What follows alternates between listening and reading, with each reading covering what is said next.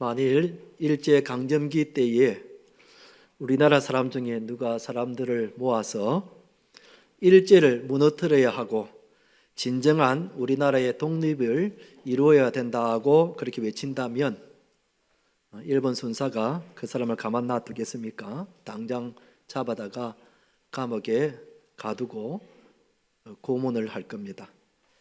오늘 본문에 이런 비슷한 상황이 나옵니다. 당시 이스라엘은 오랫동안 로마의 식민지로 살고 있었습니다.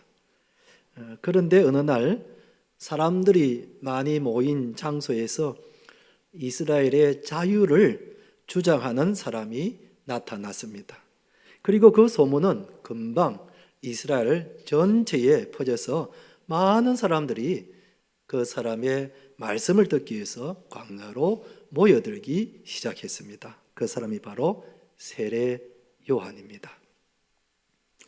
그런데 세례 요한이 주장한 것은 로마의 식민지로부터의 해방을 주장하는 것이 아니라 지금의 나라와는 전혀 다른 새로운 하나님의 나라를 이루어져야 된다고 그렇게 주장을 한 겁니다.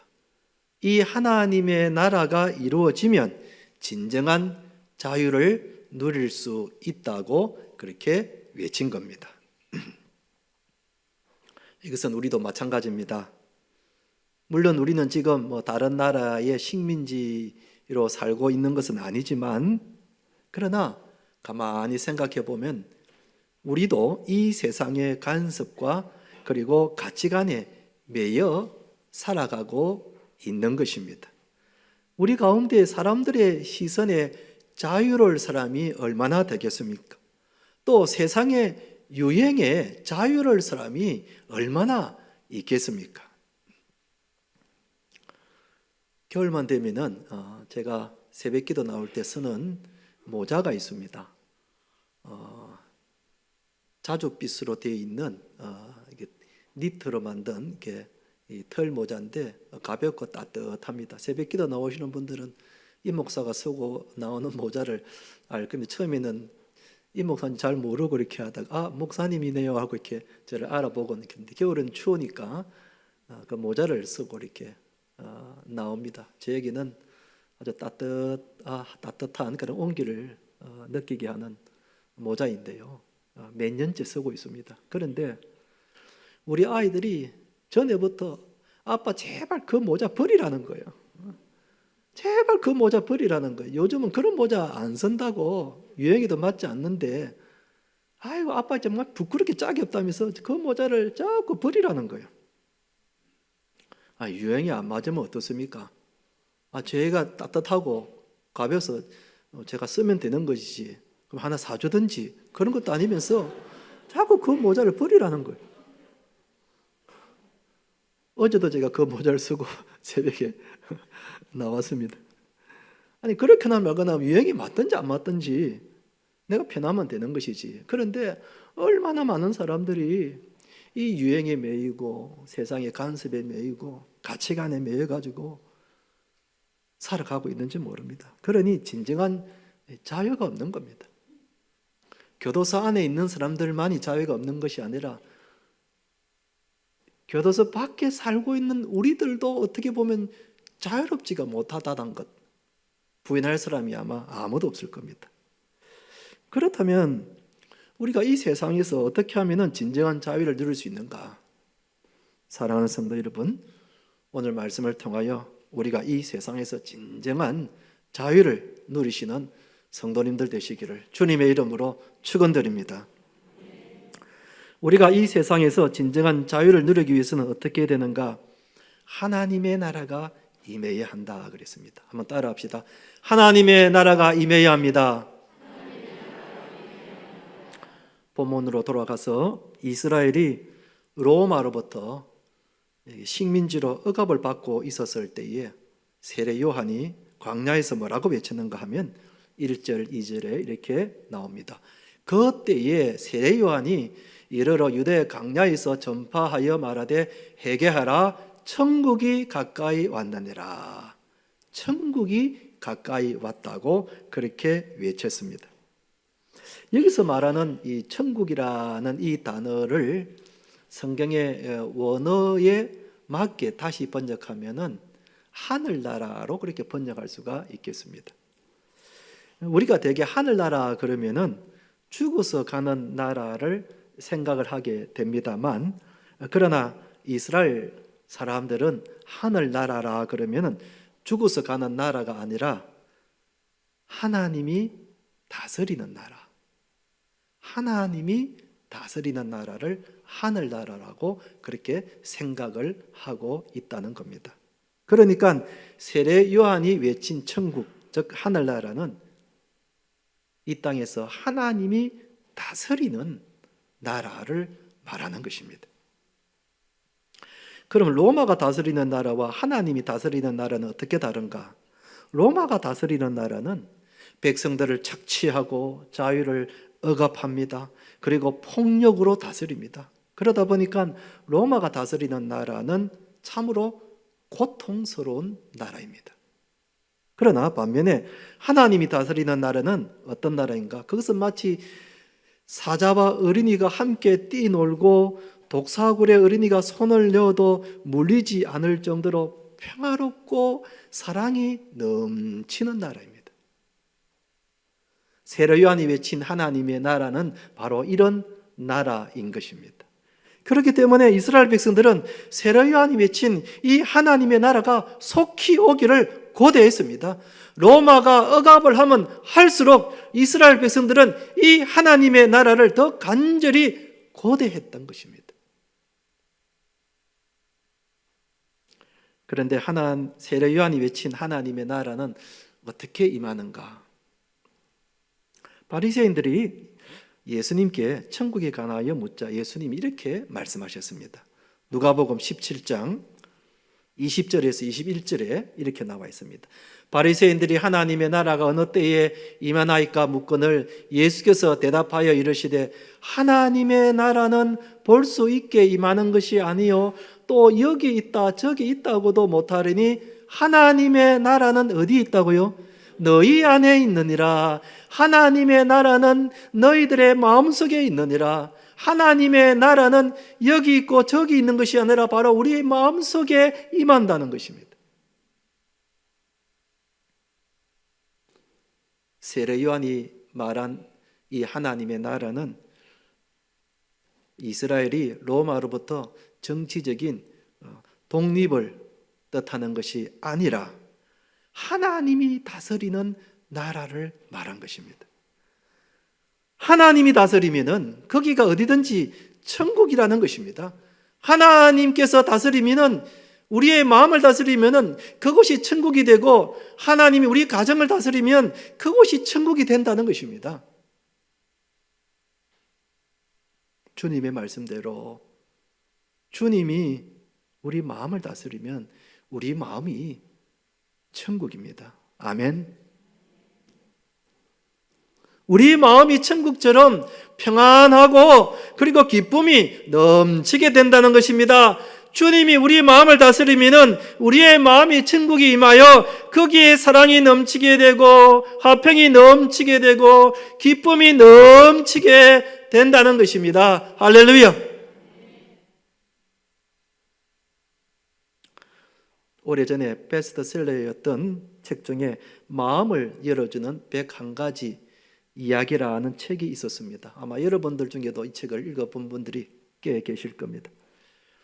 이 책에 이제 보면은 춤추는 사람이라는 제목의 글이 나와 있는데요. 이 내용이 어떤 것인가 하면 미국의 샌프란시스코에 가면은 그 명물인 골든 브릿지, 우리나라 말로 금문교라는 아주 웅장하고 긴 다리가 있습니다. 그 금문교를 건너가려면 반드시 통행료를 이렇게 내고 건너가야 되는데 거기에 17개의 통행료를 징수하는 그 톨게이트가 있다고 합니다. 그럼 차가 이제 그 톨게이트 쪽으로 가서 돈을 내고 티켓을 받아가지고 가는 바로 그 시절이었습니다. 이제 이 책의 이제 저자가 어느 날 아침에 그 금문교를 지나가기 위해서 한 징수대를 통과하려고 하는데 그 징수대 안에 그 직원이 음악을 크게 틀어놓고 막 춤을 추면서 일을 하고 있는 겁니다.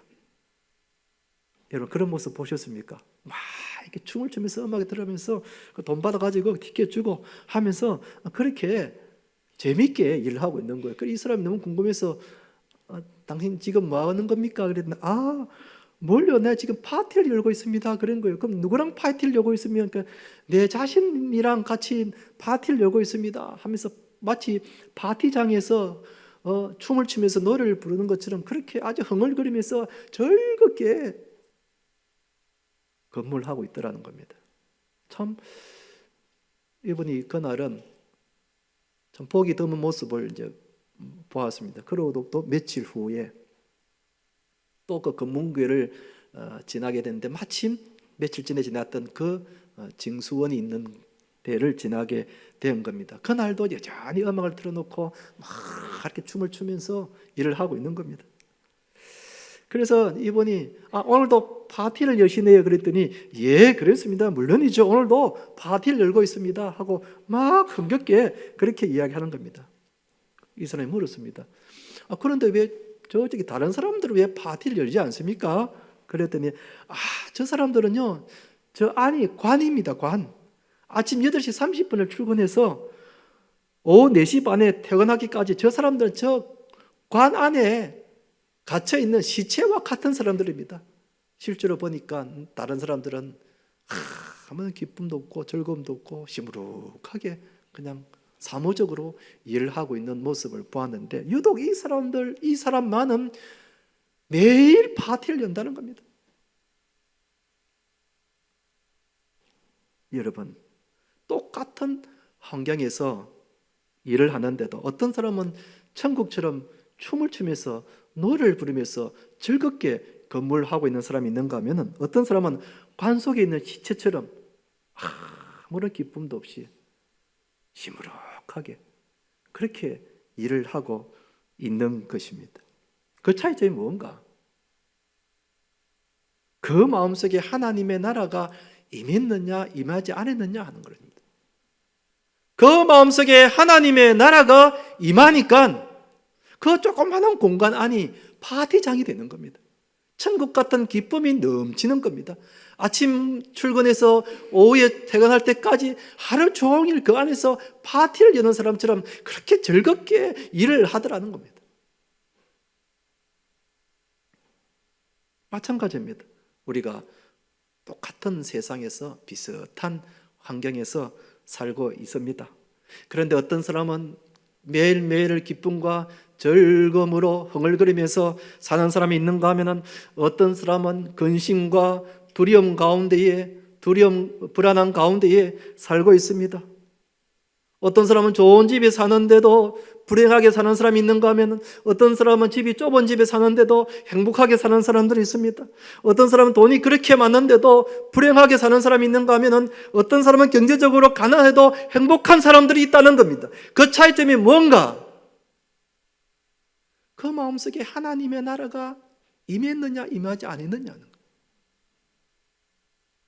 하나님의 나라가 임하면 우리의 환경에 관계없이 우리의 마음속이 천국이라고 하셨으니까 주변의 환경에 관계없이 내 마음에 샘솟는 기쁨이 있게 되고 즐거움이 있게 되고 감사가 있게 되고 사랑이 넘치게 된다는 겁니다.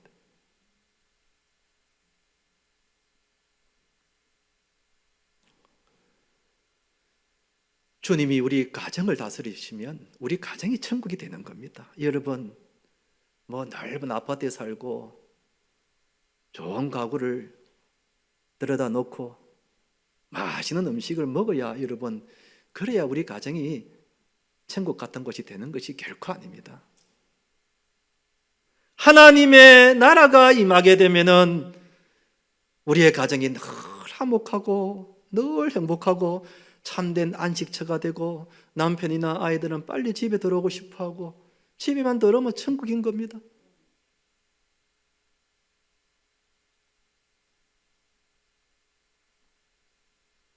그러니 여러분 우리가 이 세상을 살아가면서 가장 시급한 것이 뭐겠습니까? 내 마음속에 하나님의 나라가 임하는 겁니다. 내 마음속에 하나님의 나라가 임해야 우리가 이 땅을 살아갈 때에 비록 부유하지 않아도, 비록 우리의 몸이 건강하지 않아도, 비록 내가 내세울 것이 없어도, 내 뜻대로 되지 않아도 내 마음이 천국이요, 우리 가정이 천국이 되는 겁니다. 아멘. 우리는 세상에서 천국을 찾으려고 그래요. 그렇지 않습니다. 예수님은 천국이 여기 있다 저기 있다 있는 것이 아니라 우리 마음속에 있다 그랬어요. 우리의 마음이 천국이면은 세상이 천국으로 보이는 거예요. 우리의 마음이 천국 같은 곳이 되어야 된다는 겁니다. 아까 불렀던 찬송가 438장 3절에 보면 가사가 이렇습니다. 여러분 무심코 불렀겠지만은 저 3절 가사가 참 의미가 있는 겁니다. 높은 산이 거친 들이 조막이나 궁궐이나 내 주 예수 모신 곳이 그 어디나 하늘나라 할렐루야 찬양하세 내 모든 죄 사함받고 주 예수와 동행하니 그 어디나 하늘나라. 내 주 예수 모신 곳이 그 어디나 하늘나라요. 주 예수와 동행하면 그 어디나 하늘나라라는 것입니다. 할렐루야. 그러므로 우리의 마음이 하나님의 나라가 임해야 된다는 겁니다. 하나님이 다스리는 하나님의 나라가 되어야 되는 것입니다. 한번 따라합시다. 내 마음이 천국 되게 하여 주옵소서. 내 마음이 천국 되게 하여 주옵소서. 아멘. 사랑하는 성도님 여러분, 우리의 마음속이 하나님이 다스리는 천국 같은 곳이 되기를 주님의 이름으로 축원드립니다. 그러면 두 번째로 우리 마음속에 천국이 임하기 위해서는 어떻게 해야 되는가? 마음이 정결해야 된다 그랬습니다. 다시 본문으로 돌아와서 세례 요한은 이스라엘 백성들에게 하나님의 나라가 임하기 위해서 이렇게 말했습니다. 1절, 2절은 같이 한번 읽어보십시다. 시작.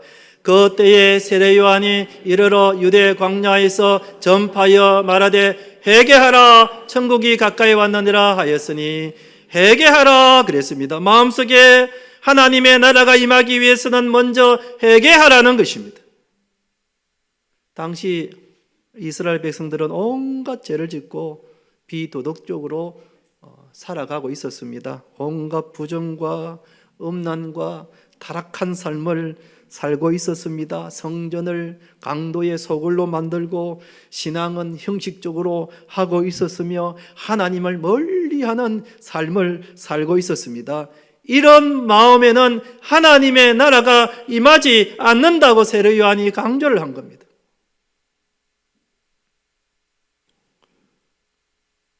여러분, 만약 우리 마음속에 하나님의 나라가 임하지 않으면 우리가 어떤 상태에 있게 되는가?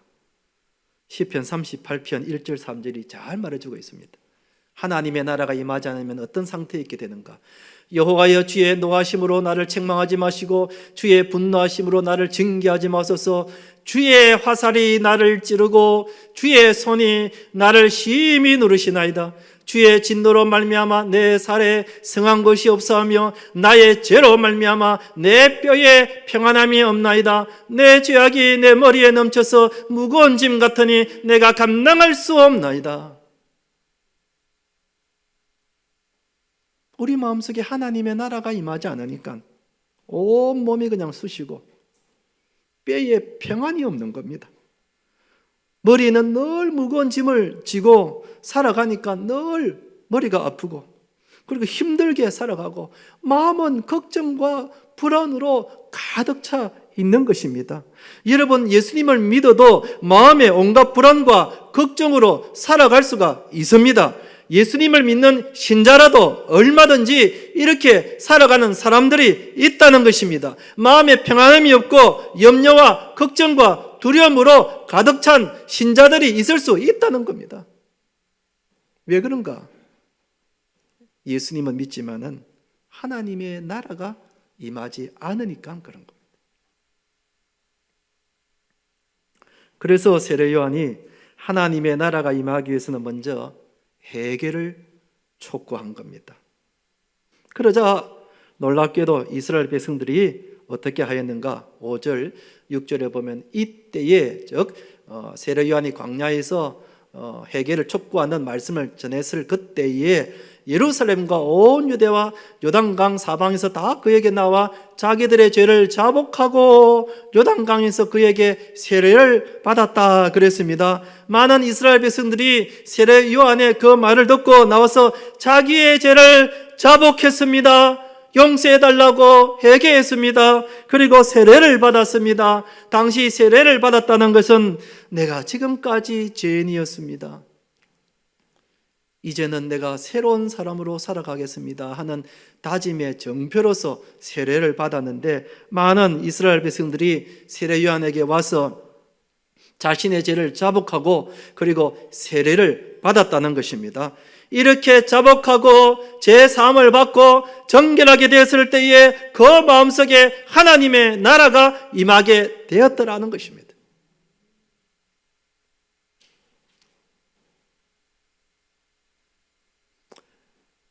다윗이 바세바와 음행의 죄를 지었을 때 그가 회개하면서 이렇게 기도했습니다. 시편 51편 10절에 보면 하나님이여 내 속에 정한 마음을 창조하시고 내 속에 정결한 마음을 주시고, 그런 뜻입니다. 만약 내 마음이 정결하지 못하면 하나님이 떠나신다는 것을 이 다윗은 너무나 잘 알고 있었습니다. 그가 비록 한순간의 실수로 죄를 범하였지만은 주님 앞에 엎드려 회개하면서 주님, 내 속에 있는 정직한 마음, 정한 마음을 창조해 주셔서 내 곁을 떠나지 마옵소서, 제발 나를 떠나지 마옵소서 하고 간절하게 회개하면서 기도한 것이 이 시편 51편의 회개의 기도입니다. 우리 마음이 정결하지 않으면 하나님의 나라가 우리 안에 임하지를 못하는 겁니다. 여러분, 하나님은 거룩하신 분이신데 어떻게 더러운 마음속에 임할 수가 있겠습니까?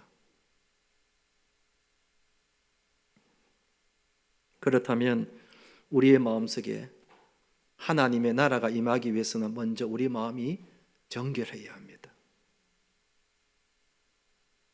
우리 마음을 정결하기 위해서는 우리 죄를 자복하고 그리고 회개해야 합니다. 만일 우리 죄를 자복하고 회개하기만 하면은 하나님이 우리의 마음을 정결하게 해 주신다고 약속하셨습니다. 요한일서 1장 9절 말씀을 같이 한번 읽어보십시다. 시작.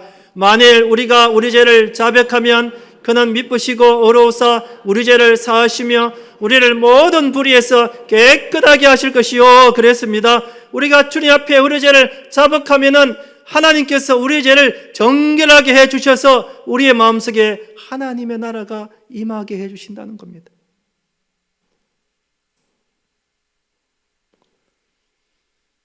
만일 내 마음속에 지금 하나님의 나라가 임하지 않았다면 그 이유가 무엇입니까? 혹시 내 마음속에 하나님 싫어하는 것을 품고 있는 것은 아닙니까? 내 마음속에 미움의 마음, 음란한 마음, 나쁜 마음, 어떤 죄를 품고 있지는 않습니까? 그런 마음에는 결코 하나님의 나라가 임하지 않습니다. 그러나 우리의 마음속에 온갖 죄를 품고 있다 하더라도 우리는 예수님의 보혈로 주님 앞에 나가기만 하면은 우리의 마음을 정결하게 해 주십니다. 아멘. 예수님의 보혈은 우리의 더러워진 마음을 깨끗하게 해줄 수 있는 능력이 있습니다. 그럴 때에 우리 마음속에 하나님의 나라가 임하게 되고 하나님의 나라가 임해서 내 마음이 평안하게 되고 기쁨이 회복이 되고 사람을 바라볼 때마다 사랑의 마음으로 바라보게 되고 용서의 마음을 갖게 되는 것이며 살아가는 것이 매일 즐거움인 것입니다. 정말 파티를 매일 여는 사람같이 기쁨과 즐거움으로 살아갈 수가 있다는 겁니다. 만약 우리 가정이 하나님의 나라가 임하지 않으면 그 이유가 무엇인가? 우리 가족들이 하나님 싫어하는 것을 하고 있지는 않는지, 예배를 드리지 않고 있는 것은 아닌지, 기도를 하지 않고 있는 것은 아닌지, 그저 세상적으로 살아가고 있는 것은 아닌지, 우리 가족 중에 누가 무슨 죄를 지은 것은 아닌지, 여러분, 그런 가정에는 하나님의 나라가 임할 수가 없는 것입니다. 그렇기 때문에 가족들이 예수님의 보혈로 기도해야 합니다. 예수님의 보혈로 우리의 가족들을 정결하게 해달라고 기도해야 합니다. 우리는 가정이 깨어지고 어려워지는 것을 다 상대방 탓이라 그럽니다. 아내는 남편 탓이라 그러고 남편은 아내 탓이라 그럽니다. 부모들은 자식 탓이라 그러고 자녀들은 부모 탓이라 그럽니다. 그렇지 않습니다, 여러분. 우리의 가정이 믿음의 가정이요 하나님의 나라가 임하기 위해서는 우리 가족들이 다 함께 예수님의 보혈로 정결케 되어야 우리 가정에 하나님의 나라가 임하는 겁니다.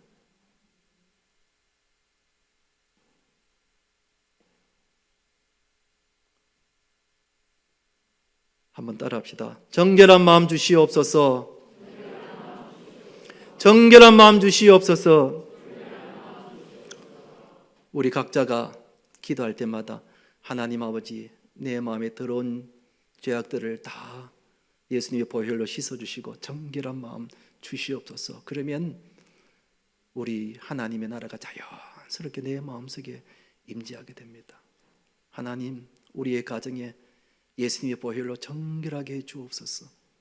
그러면 우리의 가정이 자연스럽게 하나님의 나라가 임하여 천국 같은 가정이 되는 것입니다. 아멘. 이제 말씀을 맺겠습니다. 우리가 이 세상을 살고 있지만 하나님은 우리를 다스리십니다.